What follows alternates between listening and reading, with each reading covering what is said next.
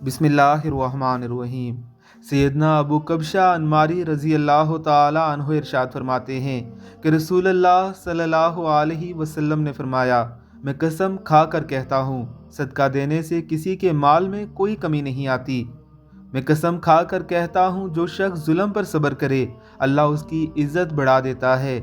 मैं कसम खा कर कहता हूँ, जो शख्स अपने आप पर मांगने का दरवाज़ा खोल ले अल्लाह उस पर फ़क्र का दरवाज़ा खोल देता है। यानी सदका देने वाला कभी तंगदस्त नहीं होता। जुल्म पर सब्र करने वाले की इज़्ज़त बढ़ा दी जाती है। और जो अल्लाह रब्बुल इज़्ज़त के होते हुए दूसरे दर पर दस्ते सवाल दराज करता है, किसी दूसरे से मांगता है, अल्लाह रब्बुल इज़्ज़त उसकी इस हरकत की वजह से उस पर फ़क्र का दरवाज़ा खोल देते हैं। अल्लाह रब्बुल इज़्ज़त की ज़ात के होते हुए भला किसी दूसरे दर पर दस्ते सवाल दराज क्यों किया जाए।